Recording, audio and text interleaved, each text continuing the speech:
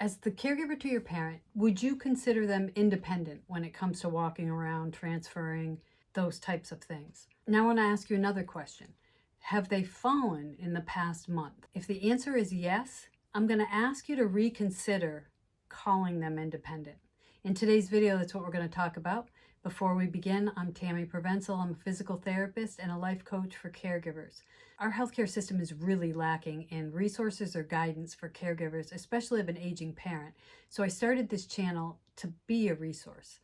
In my job, I see lots of people come in who were living independently at home or living independently at home. But assessing somebody's independence is more than just what they're doing. It's, are they doing it safely? So let's talk about redefining what we call independence. Recently, I worked with a client who is in the middle stages of dementia, but was living at home.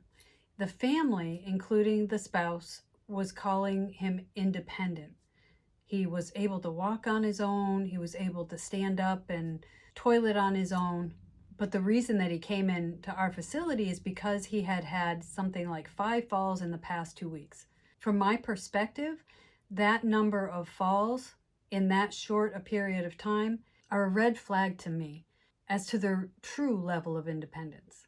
To me, looking at the number of falls somebody has had, especially in a short period of time, gives me some information on how safe they are. They might be doing things alone, but that doesn't necessarily mean they're independent. It means that they're doing things alone. One of the most important things to think about is the reason that they fell. If we start to think of it in those terms, then we can look at, is it the environment? Is there something in the environment that was leading to his falls? If it wasn't the environment, could there be something medical going on? Could they have a urinary tract infection? So those things should be addressed to figure out if there's any medical reason why this person fell. The other thing to look at besides medical issues, but kind of in that same category, is physical issues. Is there something that's hurting? Is there a lack of strength in certain muscles? Is there a lack of range of motion in certain joints? Is somebody's balance off because they have a lack of sensation through the bottom of their feet? Having a physical therapist come in and assess for those things is a way to determine that those are having an impact on falls or not. And then finally, if someone does have a cognitive impairment, an increase, especially a sudden increase in falls, could mean that it's the dementia's progressing, and that dementia progressing is resulting in increased falls. I think for many families, it's really difficult to see the disease progress. The things that I hear are things like, they were independent.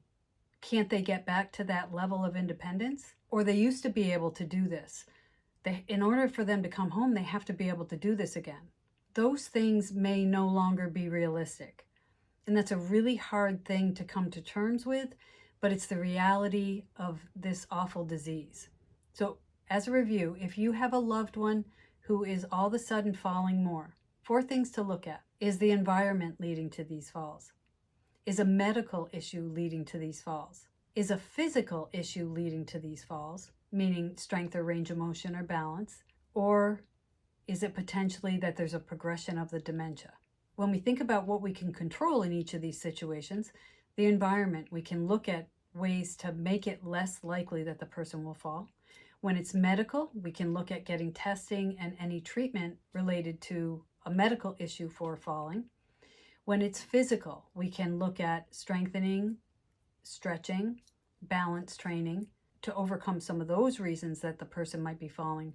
And if it's determined that all those other things have been ruled out and it seems like it's a progression of the dementia that's leading to these falls, then it usually means this is the time where more care is needed. And that means often having a conversation with family involvement about what that means. Does that mean that we're going to try to come home with 24-hour care and we have to look into the reality of hiring that or figuring that out? Are they going to remain in a long-term care facility, or are they going to potentially transition into a memory care unit? Looking at the reason for falls related to the level of independence is a really important thing to consider in our aging population. Hopefully today's video helped to clear some of that up. Please like and share this video with anybody you think might find value in it. Please subscribe to the channel, and in the comment section below, add any suggestions you have of things I might have missed. Thanks.